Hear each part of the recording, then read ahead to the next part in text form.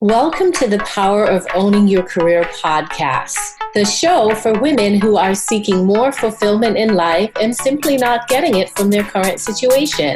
We focus specifically on careers, but hey, we spend a lot of time in our careers, so making changes here will definitely create an impact in your overall happiness. I'm your host, Simone Morris, and my mission is to empower women to succeed. I believe that in order to powerfully own your career, you must decide and claim that you want to sit in the driver's seat. You must know that you deserve better and be willing to not only do the requisite work, but be willing to go out on a limb to ensure your success.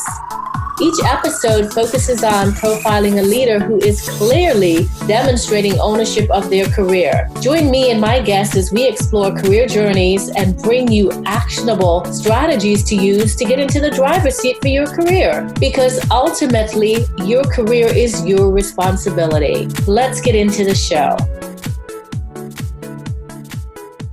Welcome to this week's episode of the Power of Owning Your Career podcast. I'm super pleased to have as our guest this week, Avivah Wittenberg-Cox. She is a gender balance expert. Her firm focuses on giving corporations the competitive advantage of gender, nationality, and generational balance.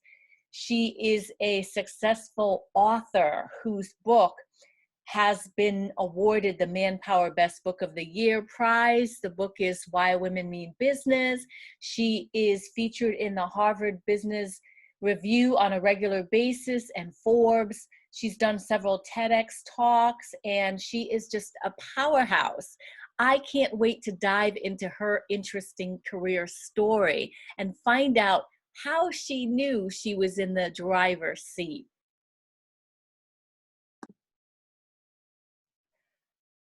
Avivah, welcome to the podcast. My pleasure. So happy to have you here today. I was looking at your website and I took a look at the values of your company and something caught my eye. And I want to read this to you. It says, it's a quote around your values.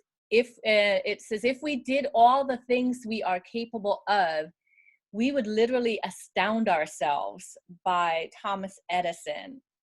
Tell us about that quote and what it means to you, how you show up in your organization, etc. Well, I think, we only use about 5% of our brains, right? Says the research. So I just think there's unlimited possibilities in all of us that we don't necessarily tap into, get a chance to use, believe we can do all of that stuff. So I think it's just a reminder that we are full of good stuff, all of us. Awesome, and so wonderful and appropriate for our conversation because we want to use more than that 5%. So tell us your journey to the driver's seat, or when did you realize that you were in the driver's seat for your career? I'm not sure I have yet. I think I would frame my self-discovery slightly differently, that I discovered very early on that I didn't want to be driven by anybody else. And I mostly did not want to work for anybody else. And so I've had a fairly entrepreneurial journey.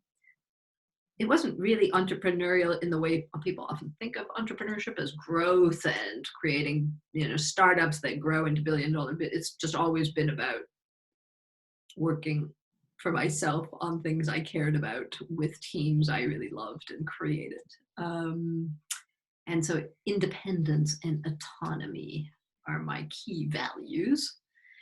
So, it's not exactly bowling alone, like that famous book that went out in the US, but it was very much kind of I had a self-drive car, let's put it that way. Wow. I love that. I may call your episode that. So, but where did that come from? Because your words were, I knew very early on that I didn't want to work for someone else. What is the origin of that caused you to feel that way? I think I might have been marked by my very first internship. I had a summer internship after the university. I went and worked for a company I won't name. But it was one of the big corporate thing, and people there worked the official hours, because it was next to a manufacturing plant. In the office, they worked from 8 to 4:42. And I remember people kind of starting to pack up their desks at 4:30. And I basically thought that was death. And I think that was kind of it. I just couldn't imagine working in that kind of organization. And since I was never particularly familiar with different kinds of organizations, I had a little bit of that's not true. I had a few other adventures with different people. I think it also comes from being a bit of a misfit. I grew up, in a European household in a very Anglo-Saxon Canadian Toronto. That was very English at the time. And didn't fit in particularly well. And then I immigrated back to Europe, and I was always a little bit, a foreigner in a lot of the countries I lived in, which gives you a little bit of an outsider stance. So belonging is not always the easiest thing. And I actually enjoyed my outsider stance, which has made me a very good, no surprise, consultant, because I'm really good at looking at systems and seeing them with a fresh perspective. Well, how did you land on gender balance? Sideways. So gender balance, listen, I started as a computer scientist, right? So there were not very many women, which I didn't actually really quite notice, I think. At the time I grew up, I went to university in the early 80s. It was all just coming, right? But I thought it was over. I thought it was done. The battle lines had been won, and women, there was going to be no obstacle. And so I really didn't think, like many women, right? I didn't think about it for a long, long time. But when I was pregnant with my second child and living suddenly in a suburb outside of Paris, which was the first time I hadn't lived in a city, I just thought life was very strange, and a lot of women around. The neighborhood didn't work, and I wasn't finding kind of soulmates and kindred spirits. So I decided to start just an informal lunch club, and my informal lunch club with kind of women who shared my interest in both work and life and all kinds of other things grew to be one of Europe's biggest professional women's networks, and is now called PWN Global and covers some 35 cities. So it was my education in women's issues in particular, and it led me into seeing that there was a huge demand from both women and companies on issues of how do we attract, recruit, and develop more women. And so I started I had a company in something else, and I shifted to creating a company that was specialized and focused first on women's leadership issues. And then I totally had an epiphany that really the issue was not women. And since 2005, I've been working mostly with male-dominated leadership teams on how to gender balance their businesses. Nice. So I got curious, and I want to go back. I want to take you back and back and back. So we started the conversation with the internship, with the aha moment about, I don't want to work for someone else. But I tell our listeners, you've got some skills and capabilities to take this network and grow it, scale it, if you will, and then to have your own business and sustain it for quite a lot of time. How did you gain capabilities to prepare you for what you're doing and what you have been doing? Because you start out at that intern, probably pretty green, if I remember my internship times. And what prepared you and what has kept you going? Well, I'd want to reassure a lot of the 20-year-olds in the room, if there are any, that took a long time, right? My daughter, who is now 23, keeps saying, I'm never going to know what I want to do. And I certainly didn't know. I had my second child probably around 35, which is when I created this informal network, right? Which didn't, become really big until I was well into my 40s. So this is kind of a long journey, right? And I had a number of jobs in my 20s. I worked in a number of different countries. I worked in management consulting. I did a lot of things on the side, interesting, like freelance journalism, and I eventually did a coaching degree because I thought that was interesting too. People were interesting. So I have been, and I started out, as I said, as a computers programmer. So I have a natural bent for what I always say is three people: numbers, words, and people. Those are the things I love to work with. And I got an initial professional, I worked as a computer programmer for a number of years. That got me to Paris. I was going to go for 1 year right after I finished college and ended up staying for 30. Wow. That happens to people. Indeed. And raised 2 children there, and married an American who was equally in love with Paris.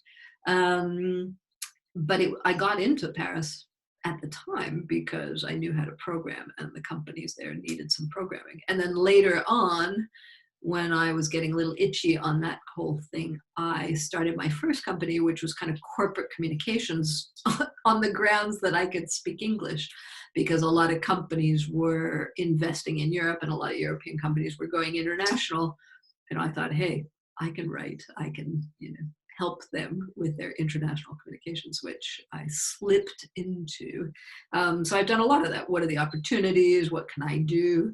And I built on happenstance, opportunity, and some initial skill building of my own. But I'm very driven by I like to work.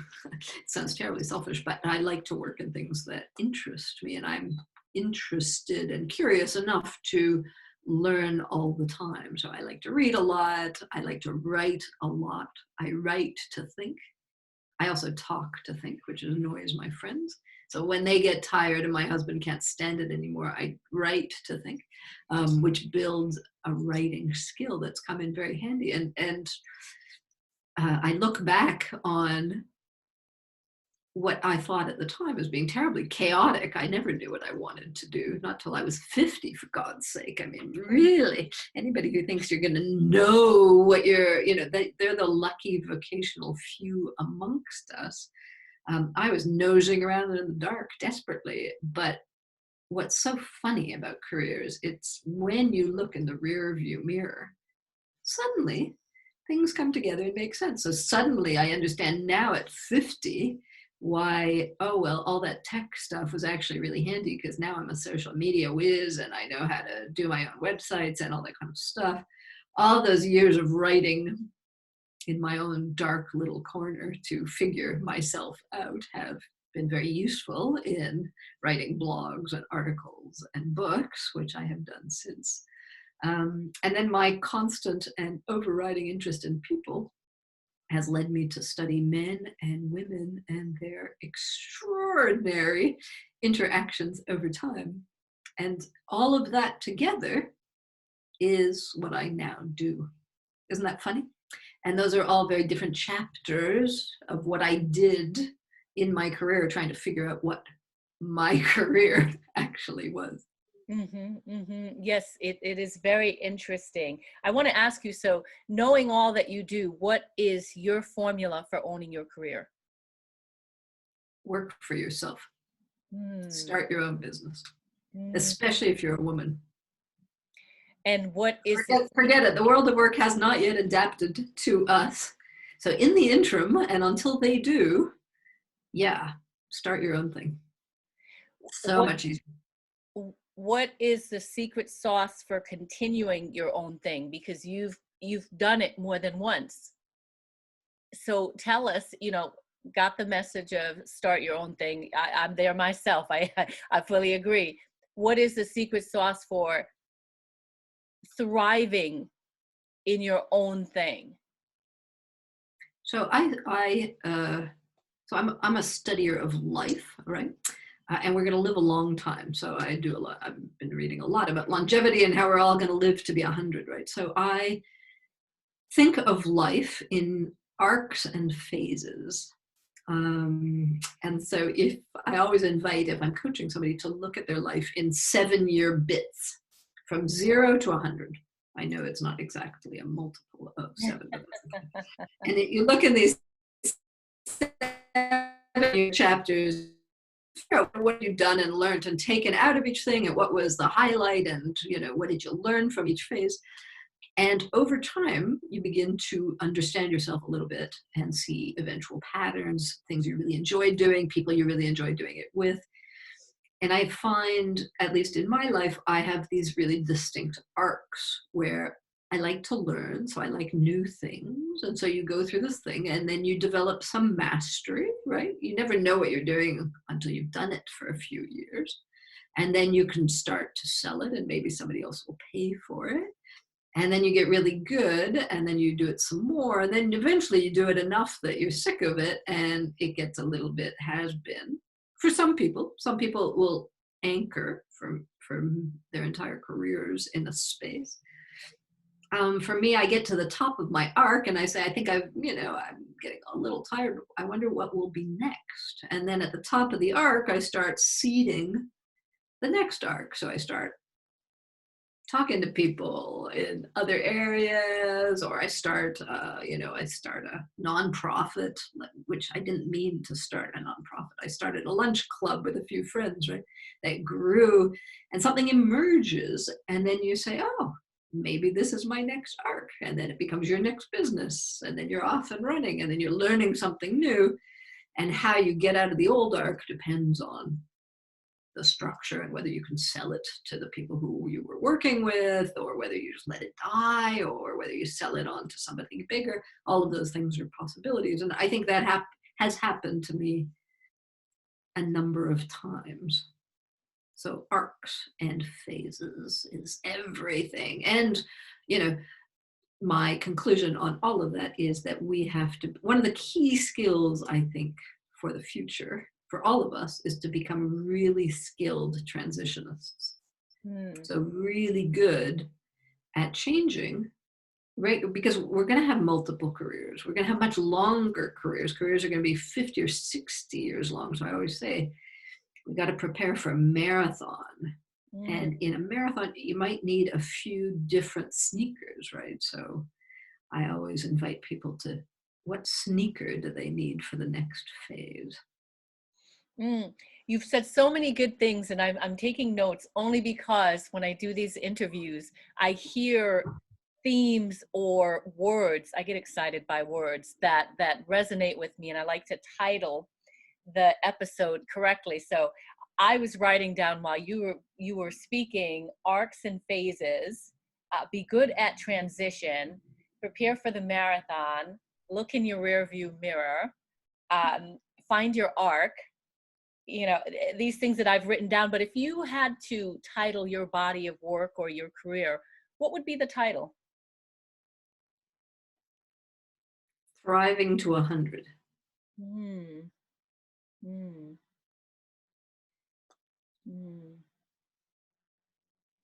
Wonderful.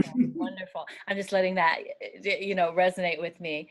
Awesome. So talk to us about risk, because again, you've done a lot of things. And one of the things I heard you say was you moved to Paris, and stayed there.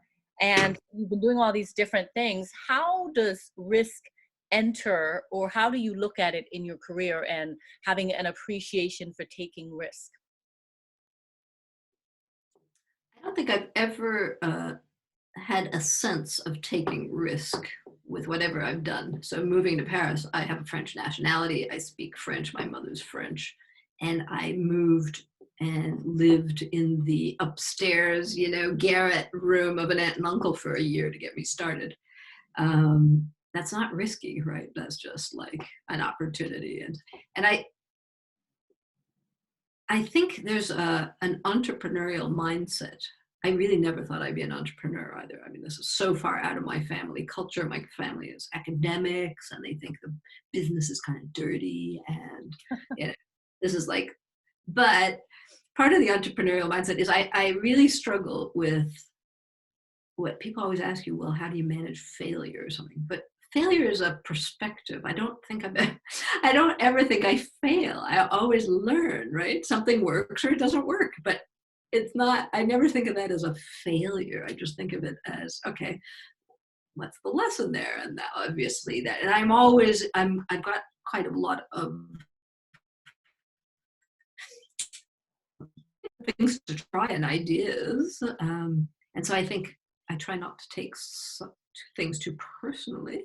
But I don't find it risky to be curious, to read, to learn about something and see, does it hit my buttons? And when I meet people in that area, do I like them and do they give me energy? And if they do, then I'll go a little bit one step further. So I'm actually not a very risky type person. I like lots and lots of security. I like lots of financial stability. I need to earn my own living. My dad died when I was really young, so my mom was a single mom for most of my existence. So I believe in, being able to carry oneself through shocks like this when, business is disappearing for a lot of us. Mm-hmm. So yeah, no, I wouldn't say I'm risk averse either. It's just, I think the definition of the word is something that's very useful to know for oneself. Mm-hmm. What do you consider risk? Mm-hmm. And what do you want to do? Yeah, I hear what you're saying about perspective. I love what you said about, how you look at failure and it being a lesson, right? So appreciate that. Tell our listeners about resources that you believe would be helpful in terms of owning your career. Books, websites, other resources. Oh my gosh, so much. What's the average age of our listeners? Do we know? Yep. About 35 plus. So 35. So the 30s, again, I really believe in phases, right? So I have a little tiny graphic book. It's like a 3-minute read. But if you're in your 30s, I recommend it. It's called The 4 Phases of Women's Careers. Just because I think a lot of women in their 30s get very angsty about being able to do it all. And my message is just like, relax, right? You can't do it all. So pace yourself for a 50-year career. Don't pace yourself thinking that the 30s are make or break. So that's kind of a useful read. Oh my God, there's like so much resources. I would say the resource I have found most useful over time is to spend quite a bit of time understanding yourself. And the older you are, the easier that becomes because you have a little bit of history to start looking at. But the resources I think I would really recommend are get a good coach, spend some time, write it down, think, give yourself time and space, which is sometimes difficult, to be your own partner in strategically planning the future. And there are like a million books, but it's not so much books. I would always invite anybody to read widely whatever they're interested in. And now not only read, but TED Talks. And there's so much stuff. But still the essential is going to be from inside, like what gets you going. And I think understanding that there are a million personality tests, I really do recommend doing all of the kind of self-analysis you can get your hands on. And always being curious about oneself. And knowing that you're going to be better at what you do, no matter what it is, if you enjoy it and are good at it in some way. If you're competing in the market today with somebody who loves what they do and you don't, you're cooked, right? Mm-hmm. And so one of the challenges is finding our place in this great chaotic world, that we can do something we like enough to survive on it and keep it going. And I think we all have that in us. It's really, really hard to see when you're young, and it's really hard to get and build experience to do it. And so I think my recommendation on resources is have a circle of 3 friends your own age that you talk to regularly, at least once a month, and use them as for life as your kind of personal support network. And I have always found very useful to have always a number of people who are 5 to 10 years older than I am, just to hear what's the next stage going to be about, so that you can prepare yourself. I'm an insane planner. I love to think about the next step. Have there been any planning tools that you've come other across people. that have been helpful to you? Well, like all of them, that's the problem, right? I have done, I've certified to become a coach like 20 years ago, right? So coaching, not only do I use coaching, but I became a coach because becoming a coach, you get access to a lot of tools. And there's a lot of semi-scientific stuff out there that's just really useful. And it helps you understand yourself, and it helps you understand your interactions with others. And helps you to understand other people and what they need, and that for whatever kind of business you might want, and particularly if you're going entrepreneurial, the key thing about entrepreneurship is understanding opportunities in the markets and needs that are going unfulfilled that you might enjoy filling. So self-understanding, self-awareness, and understanding of the market is great. I also did an MBA, which certainly helped me in some of the thinking about business and products and customers and the kind of lingo of business, which keeps some clients comfortable with the way you show up.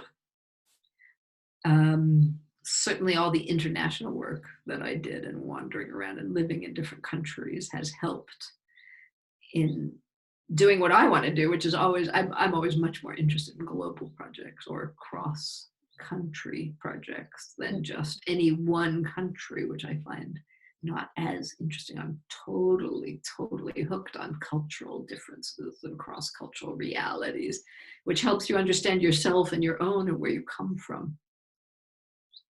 Wonderful. This has been such an enlightening interview for me, and I've thoroughly enjoyed it. A couple things for me is I love your use of words. So I have been excited at different things that you've said throughout the interview, and absolutely agree about the coaching comments that you just made. I have been trained and certified as a life coach. So understand you're unpacking yourself, and love the advice that you've given our listeners about really being self-aware, and that, we've got a lot of work to do.